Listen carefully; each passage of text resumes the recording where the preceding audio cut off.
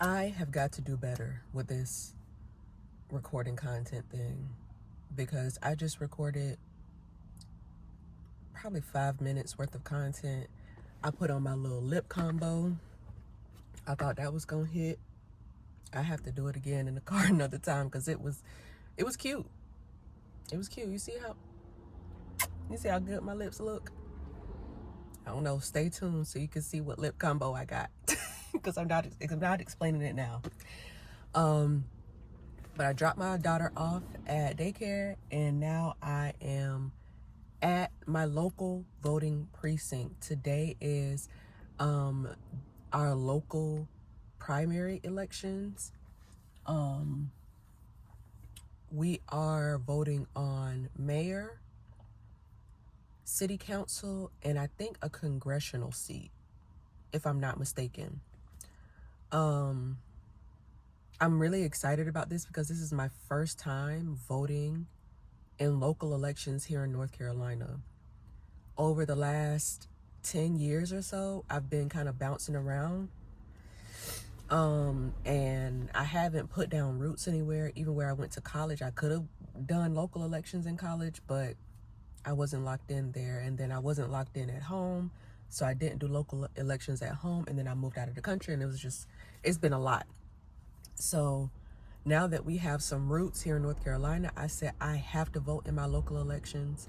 If you don't know, voting in your local election is just as, if not more important than voting in the presidential election every 4 years, because the people that you put in place and the policies and things that they set up impact you more directly than what the president does. So make sure that you are informed about local elections. Find out if where you are in your local area, if y'all are having elections around this time. Where our primary is today, and then the actual election is on November 4th. So if you're watching this, get involved. If you're watching this, you're over 18 and you are registered to vote, get involved. Learn about your candidates, learn about what they have to offer, and make it a priority to go and vote. You have to make it a priority to make your voice heard. And that's what I'm doing today. And I'm proud of myself for doing it. I just a few minutes ago reviewed like a one-pager just to refresh myself on the candidates and what their platforms are, and just making sure that the people that I want to vote for are actually, just doing my double checks, making sure that the people that I plan to vote for are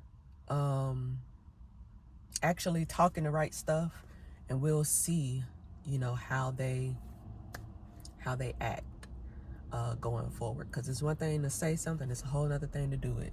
I would also encourage you, if there are events in your area where you know that these candidates will be attending, go to the events.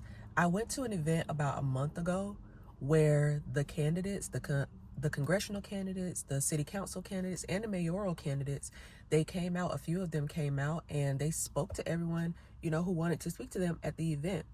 That is a great way to get a better feel for who you may be voting for or who is on the ballot. A lot of times when we're reading about candidates, it's hard to know if they really about what's on this paper or what's on this website. When you go and you speak to these people, through discernment, you can get a feel for if they are really about what they say they're about.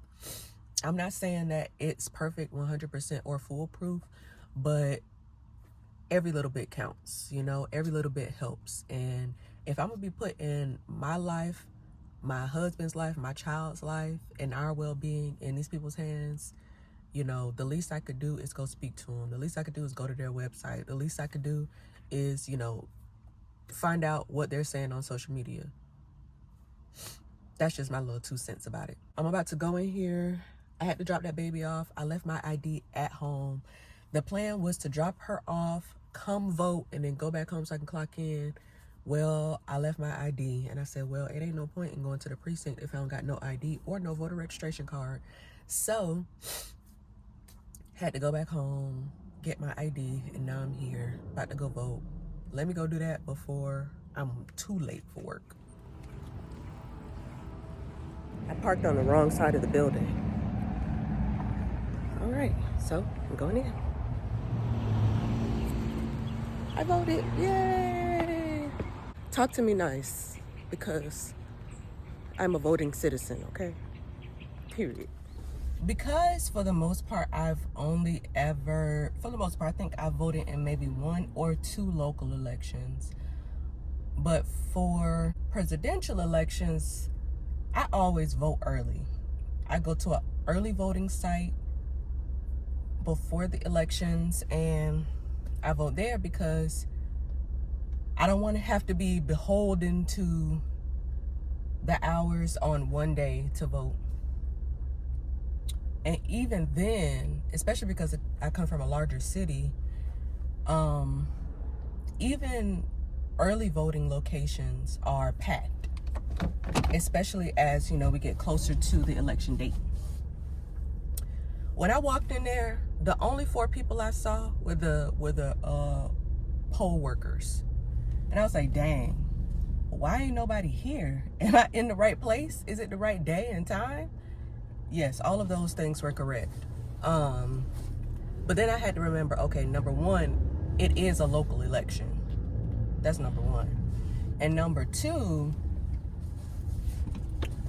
it's a Tuesday. And this particular